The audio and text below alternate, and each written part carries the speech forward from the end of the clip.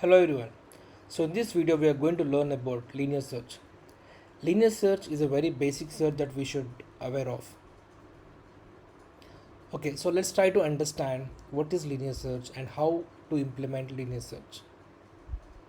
For example, there is an array A. This is an integer array and it contains some 5 elements. So at the index 0 of the array we have element 12, index 1 we have 20, index 2 we have 15, index 3 we have element 8, and index 4 we have element 19. So these are the 5 elements which are there. There are no duplicates. Okay, suppose I want to search element 8 within this array, right? So here we have the array here we have the element within the array at the index 3, right? So how this linear search will work? First, we need to traverse over this array from 0th element to the last element of the array, and at each iteration we need to compare the value of the array at that particular index with the search element. If they are equal, then we need to return the index of the array. Yeah, let's try to do that. Okay, so in this sample array at the 0th element we have element 12. So if we compare element 12 with 8, they are not equal. So let's move on to the next index. Index 1, 20 is not equal to 8. Move on to next index, which is 2. 15 is not equal to 8, and next index is 3. Then now if you see at index 3 we have element 8 and search element is also 8. So both are equal. So we got the required element at index 3 and we need to return this index. Okay, so this is how the linear search will work. We need to traverse over the array and we need to compare the element with the search element at each iteration. Okay, so linear search is not a recommended search. It's a rarely used search mechanism. Okay, because of its time complexity. The time complexity of linear search is O of n. The reason is we need to search over the entire array to get the required element. If we get the array if we get the element within the array, it's fine. If we don't get the array, then we need to search over the entire array to get confirm that there is no element present in that array. Or in the worst case scenario, if the element is present at the last index of the array, that case it's a worst scenario in linear search. And the best case in the linear search is finding the element at the beginning of the index, that is 0th element. It is the best case. So because of the worst case, linear search is not preferred. Okay, so let's try to implement linear search in Java. Okay, so for that reason I have created a class linear search, and within this class we have a main method. Okay, let's try to implement this. So what I'll do, I'll create a method which will return the index of the array once the search element matches with the array element. Okay, and the name of this method should be search, and it will take two arguments. One is the integer array and the other element is the number which you want to search within the array. Okay, and I'm also defining a local variable to this method called result. I'm initializing it to -1. The reason I have created this variable, in case if there is no element within the array, we need to return -1 from the method. Okay, so the next one, we need to iterate over the arrays. For that we need a loop. So I'm taking a for loop in this case and defining a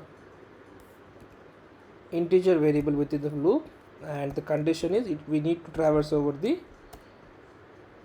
entire array. That's the worst case, right?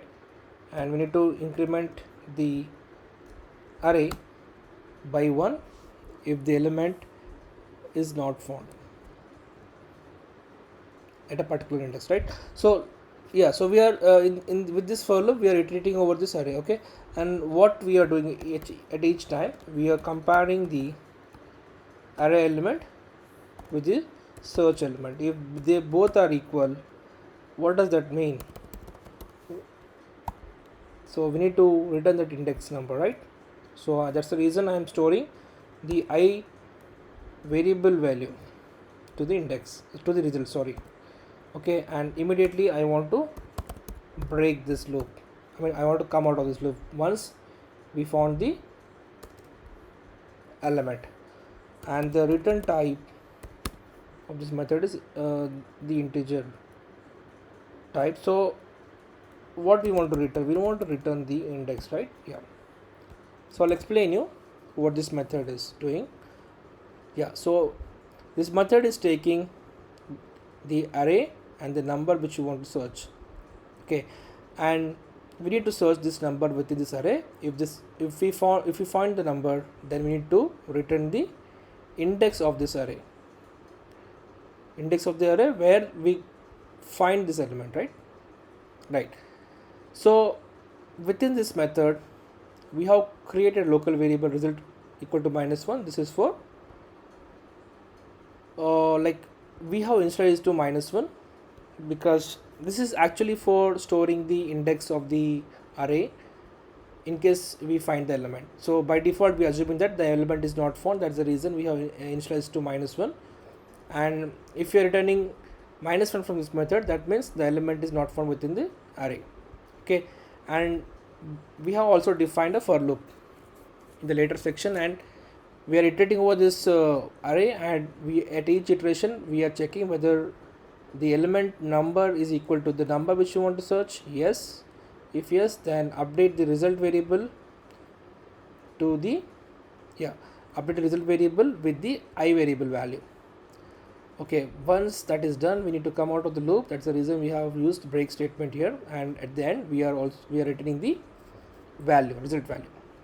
Okay, let's try to test that method, search method. So for that reason I'm creating some integer array, and here I'm passing we need to pass this array to that method, right? So let's define an array 480. I'm just defining some random elements, okay? So there are no duplicates, and now I want to call the search method by passing the array variable, and the number which you want to search is 67, right? Okay, just make it as static, okay, because we can't access the non-static member from static context. So that's the reason I just made this method as static, and I'm calling the method, and this method will return the integer value. So I'm storing that in the result variable again, and here I want to check if the result is equal to -1. What does that mean? It means that element is not found in array, okay? And in case if the element is found, then we need to print the index where we have found the array, okay? Let's modify this message, okay? Let's do this.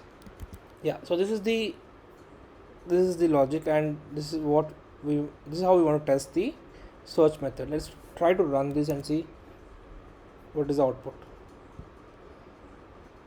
Yeah, so the output is element is found in array at 3. So just let's check this array. This is 0th index, first, second, and third index, right? We got the element at third index. Yeah, and let's also try if you are passing some element which is not existing in the array, what does it print?